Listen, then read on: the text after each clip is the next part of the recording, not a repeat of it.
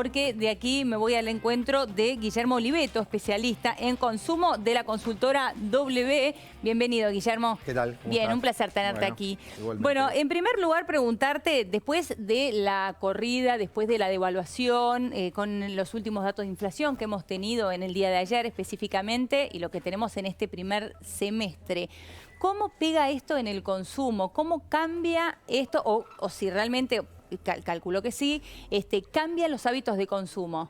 Sí, mira, en principio creo que el primer dato a destacar de la inflación publicada ayer es que no solo fue 3,7 el índice general, sino que fue 5,2% el de alimentos, Claro, ¿no? Con lo cual empezamos totalmente. a ver que claramente no hay corridas gratis, el impacto de la devaluación ya se empieza a sentir en los costos de las empresas y por ende, aunque las empresas sabiendo que hoy tienen un consumidor que alguna vez hemos definido como modo austero Sí. y que ahora lo que vemos es que va a ir a modo austero recargado, muy prudente, muy cauteloso, que hace todas las cuentas y demás, están procurando trasladar por lo menos cuotificadamente o lo menos posible ese impacto de la devaluación a los precios. En algún punto las cuentas no les cierran y lo tienen que hacer y esto es lo que vimos en la inflación de ayer.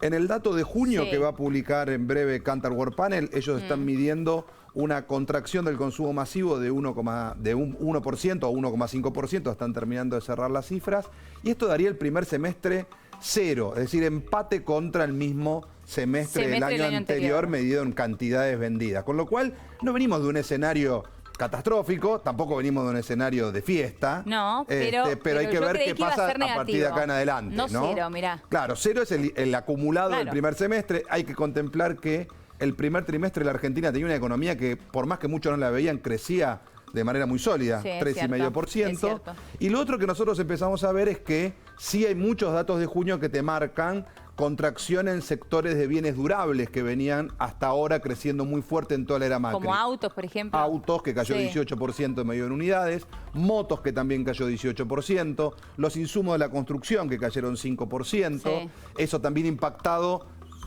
vincularmente con lo que empieza a pasar con los créditos hipotecarios, con gente que se retrae, entonces todo el sector inmobiliario y de la construcción naturalmente acusa el impacto de la devaluación y te diría que el gran ganador hasta ahora, y lo estamos viendo estos días, Sí. de todo este nuevo proceso ha sido sin dudas el turismo interno. Claro. Digamos, vos empezás a tener El crecimiento. turismo externo se contrajo mudó también. al turismo interno, ¿no? Empezás a tener progresivamente traslado y nosotros creemos que eso es sin dudas o muy probable que se acentúe en lo que queda del año. En momentos como estos, ¿ves que el consumidor le pone un freno a la suba de precios? O sea, como hay una retracción de consumo, también los comercios dicen, bueno, hasta acá puedo subir el precio porque si no, no vendo más. Sí, sin dudas. Digamos, yo creo que claramente es la gente la que le va a poner un límite a la suba de precios, lo cual no quiere decir que los precios no van a subir, No, no claro. quiere decir que no va a haber inflación. De hecho, la inflación proyectada para este año está entre 27 y 30%, es un consenso general entre los economistas,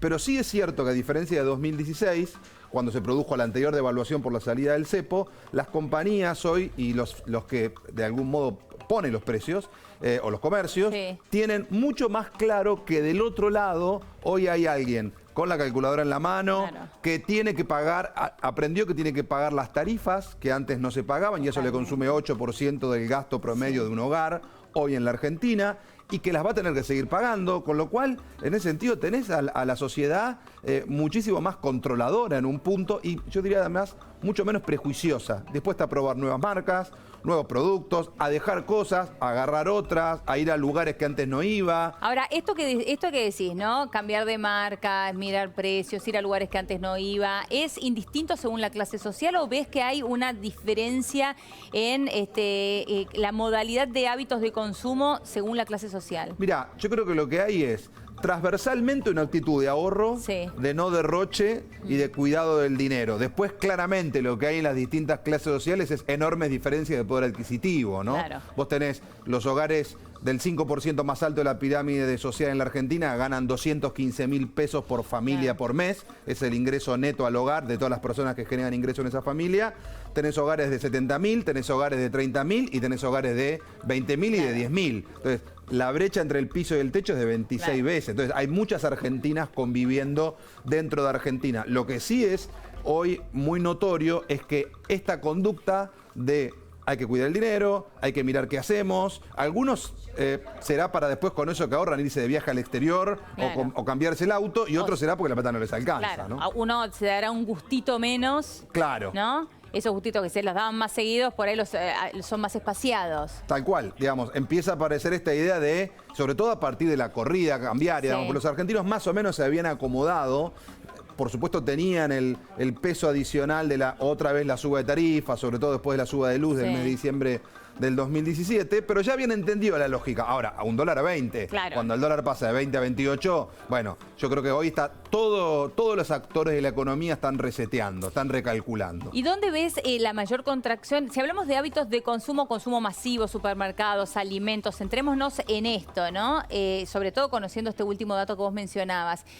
¿Dónde ves que están los mayores cambios y dónde son los cambios más notorios en donde uno tiene que prestar atención en momentos de crisis? Mira, yo creo que hoy la gente lo que está viendo es, primero, sobre todo cuando estaba tomando decisiones vinculadas con traslado de consumo cotidiano a consumo de más largo plazo, eso es lo primero que sintió el impacto. O sea, hoy tenés gente postergando viajes que iba a hacer, postergando compras importantes que iba a hacer, dudando mucho si ponerse o no, subirse o no a un crédito hipotecario, si es que se le ofrecen y si es que le dan las cuentas. Entonces, ese es el impacto hoy más notorio. Cuando vas a lo cotidiano, lo que empezás a tener es en gente que, por supuesto, está muy vinculado con su estructura o su nivel laboral. Ahí depende mucho el sector formal del sector informal, ¿no? Porque la informalidad ajusta mucho más rápido.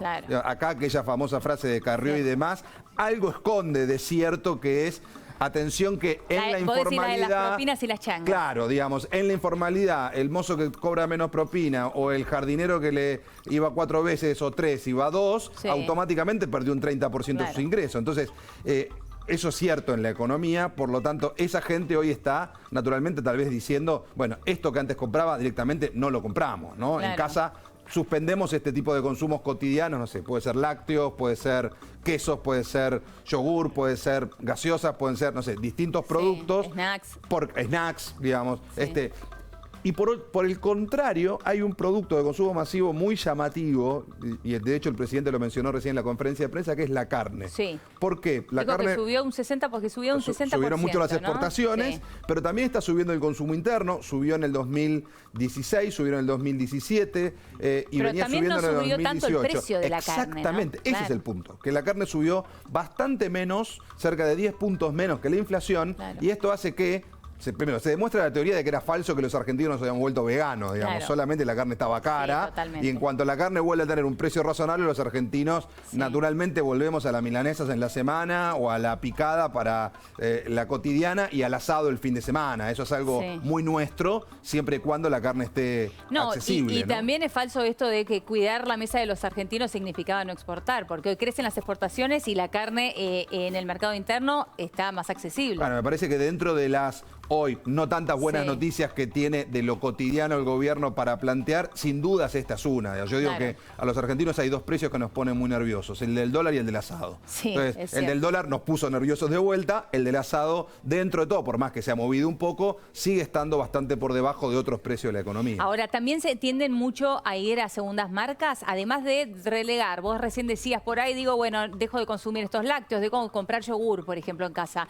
Pero por otra parte, también existe este viraje a las segundas marcas. Sí, están creciendo las segundas marcas, están creciendo las marcas propias de los supermercados, están creciendo lugares de compra alternativos, como pueden ser o las ferias, o los mercados, o los supermercados mayoristas que habían crecido mucho sobre todo el año 2017. Este año eso se había estabilizado, pero de todas formas ganaron una cantidad de clientes nuevos que los sostienen o que los mantienen. No es que los supermercados no tengan su público, lo tienen como el 35% de las compras de la Argentina, pero les apareció un nuevo competidor que antes se dedicaba a venderle a los almaceneros y a los autoservicios y ahora también va mucha gente a comprar ahí, ¿no? Y hoy ves un consumidor mucho más atento a las ofertas, las posibilidades con sus tarjetas de crédito, a las ofertas que vienen el fin de semana a la hora de comprar y racionar esas compras que antes. Sí, nosotros vemos un consumidor que como demanda, aunque cueste mucho plasmarlo en la práctica, lo que está pidiendo, yo quiero saber cuál es el precio real, ¿no? Quiero el precio que me dé tranquilidad y no que la cuarta unidad o la tercera a la mañana, viste, si llueve, está en oferta.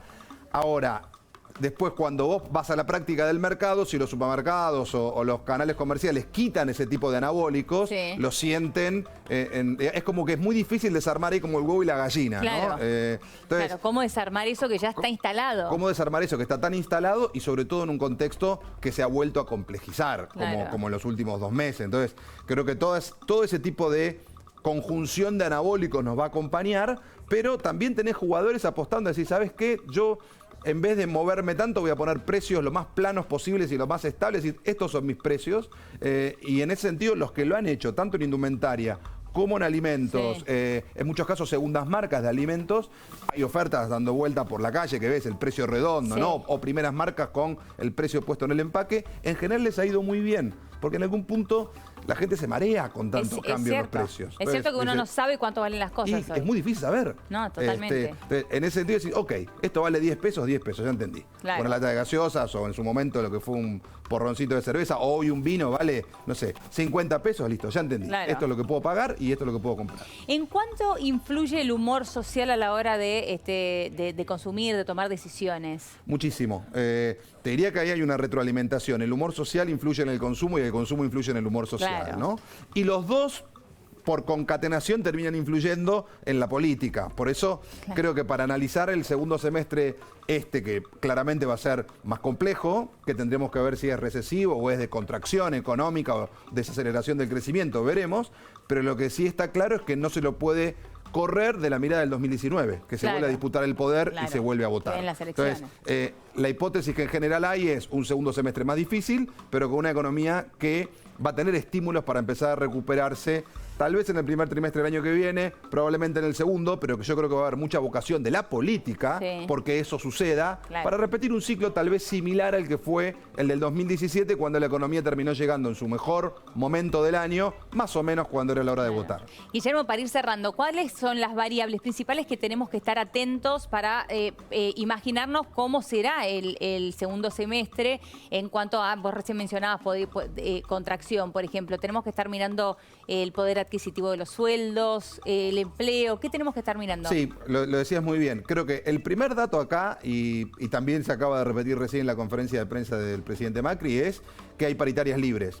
¿Qué está diciendo ahí? Que el gobierno dio, de algún modo, aquello que inició Moyano y que parecía complejo, Sí. lo terminó abriendo al resto de los sindicatos, porque una cosa era pelear la inflación de 30 o 27% anual con 15% Claro. de aumento de sueldos y otras con 25%. Los dos perdés y los dos es malo. Sí. Pero es mucho peor. uno perdés menos. En uno perdés mucho menos, Claro. ¿no? Para empezar. Entonces, ese va a ser una cuenta a mirar. ¿Qué pasa con el poder adquisitivo?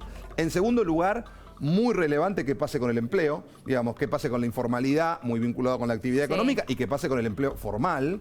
Y en tercer lugar, algo que está vinculado con las dos variables, sobre todo con la segunda, que es la obra pública. Porque la obra pública genera mucho empleo, sobre todo en los sectores de clase media-baja y de clase baja. El año pasado metió casi 45.000 nuevos puestos de trabajo. Es un gran generador, de dinámica económica y de dinámica laboral. Claro. Entonces, en ese sentido, cuánto se frena o no la obra pública me parece que también va a ser clave. Mi hipótesis es que se va a frenar un poco menos de lo que dicen o de lo que parece. Lo vuelvo a cruzar con la necesidad Claro. de que llegara el 2019 con, por lo menos, sobre todo en los sectores de clases sociales más bajas, con un aliciente para poder darle pelea Claro. a este desbarajuste que O sea, provocó la clave devaluación. sueldos, empleo, poder adquisitivo de los sueldos, empleo y obra pública. Para mí son las tres claves que nos van a marcar de qué magnitud y cuánto dura esta anunciada contracción. Guillermo, un placer hablar con vos. Gracias, Muchísimas gracias, un placer. Bien, y de aquí me voy al encuentro de Gabriel Di Nicola porque vamos a hablar con Chicho de la situación de